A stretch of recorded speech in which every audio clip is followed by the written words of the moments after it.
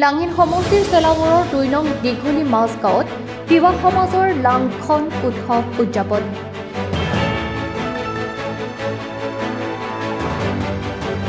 কাৰ্বি আংলং জিলাৰ লাংহিন পৰিষদীয় সমষ্টিৰ অন্তৰ্গত চেলাবৰৰ ২ নং দীঘলী মাজগাঁৱত কাৰ্বি আংলং জিলাৰ তিৱা সাংস্কৃতিক সমাজৰ উদ্যোগত আৰু চেলাবৰ তিৱা সমাজৰ সহযোগত এদিনীয়া কাৰ্যসূচীৰে তিৱা জনগোষ্ঠীৰ পৰম্পৰাগত কৃষিভিত্তিক লাংখন উৎসৱ উদযাপন কৰা হয়।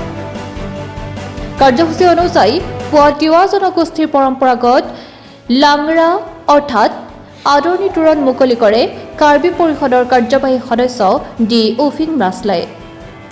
তিৱা সাংস্কৃতিক সমাজৰ পতাকা উত্তোলন কৰে তিৱা সাংস্কৃতিক সমাজৰ কাৰ্বি আংলং জিলা সমিতিৰ সভাপতি কুমুদ মিঠিয়ে। ইয়াৰ লগে লগে তিৱা সমাজৰ ৭টা ফৈদ পদ্ধতিৰ প্ৰধান লৰক অৰ্থাৎ পূজাৰীক স্মৰণ কৰি ধৰ্মীয় ৰীতি নীতিৰে সেৱা কৰে।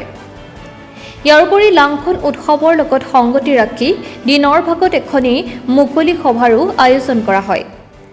উক্ত মুকলি সভাত মুখ্য অতিথি হিচাপে উপস্থিত থাকে ক্ৰমে কাৰ্বি আংলং স্বায়ত্তশাসিত পৰিষদৰ কাৰ্যবাহী সদস্য ডি উফিং মাছলাই, লাংহিন পৰিষদীয় সমষ্টিৰ জনপ্ৰতিনিধি বিলিমোহন খাকলাৰী, আনহাতে আমন্ত্ৰিত অতিথি হিচাপে উপস্থিত থাকে অসম জনজাতি মহাসভাৰ সাংস্কৃতিক সম্পাদিকা জয়মতী নাৰ্জাৰী, ইণ্ডিজিনাছ ট্ৰিবেল সাহিত্য সভাৰ উপসভাপতি বিশ্বেশ্বৰ বসুমতাৰী, সদৌ অসম ছাত্ৰ সন্থাৰ কেন্দ্ৰীয় সমিতিৰ সাধাৰণ সম্পাদক অৰ্জুন হানছেৰ লগতে বিভিন্ন ছাত্ৰ সংগঠনৰ সভাপতি সম্পাদকৰ লগতে বহুতো গণ্যমান্য ব্যক্তি আৰু স্থানীয় ৰাইজ উপস্থিত থাকে।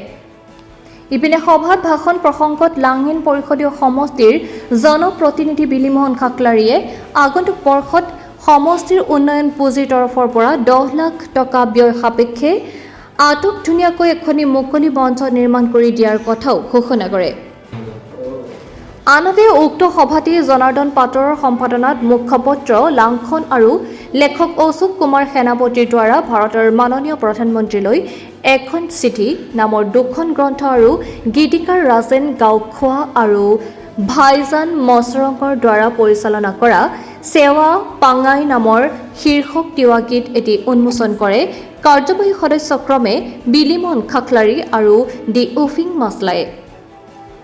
লাংখন উৎসৱটি সুচাৰুৰূপে পৰিচালনা কৰাত সহায় কৰে পৰিচালনা সমিতিৰ সভাপতি ৰুদ্ৰকান্ত পুমা, সম্পাদক বকুল মচৰং, তিৱা ছাত্ৰ সন্থাৰ ডিফু আঞ্চলিক সমিতিৰ সভাপতি ৰূপক মচৰং আৰু প্ৰচাৰ সম্পাদক বগাৰাম মিঠি, তিৱা সাংস্কৃতিক সমাজৰ চেলাবৰ আঞ্চলিক সমিতিৰ সভাপতি শৰৎ মচৰং আৰু সম্পাদক সন্তোষ মচৰঙে।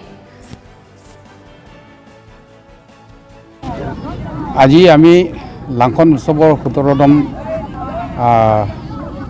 দিৱস ইয়াত ভৰি দিছোঁ হৈ প্ৰত্যেক বছৰৰ যেনেকৈ আমি এই মাহৰ অক্টোবৰ মাহৰ লাষ্টত এই উৎসৱটো পালন কৰা হয়। এইবছৰো ৩দিনীয়া কাৰ্যসূচীৰে কাৰ্বি আংলঙত লাংখন উৎসৱটো আমি আজি প্ৰথম কাৰ্যসূচী হিচাপে এই চেলাবৰ গাঁৱৰ লাংহিনত আৰম্ভ কৰিছোঁ। ঠিক এনেকুৱা ধৰণে অহাকালিলৈ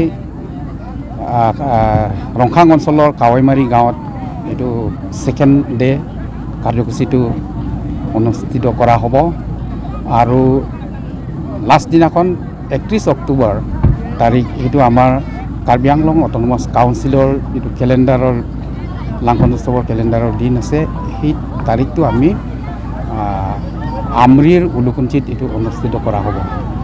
গতিকে আমি এই ৩দিনীয়া কাৰ্যসূচী হিচাপে ইয়াতে চেলাবৰতে আমি আৰম্ভ কৰিলোঁ আৰু এই লাংখন উৎসৱটো আমি এই অক্টোবৰ মাহতে কৰা হয় কাৰণ আমাৰ পৰম্পৰাগতভাৱে প্ৰত্যেক বছৰে নিজৰ নিজৰ গাঁৱতে সেইটো পালন কৰা হয়। সেইটো পূৰ্বপুৰুষৰ দিনৰ পৰা সেইটো চলি আহিছে, কিন্তু আমি এই বস্তুটো সকলোৱে এটা মঞ্চত লগ লাগি পেলাই এই উৎসৱটো পালন কৰা উদ্দেশ্যৰে এটা মঞ্চত আমি লৈ আনিছোঁ। এই আজি ১৭ বছৰ কমপ্লিট হৈছে।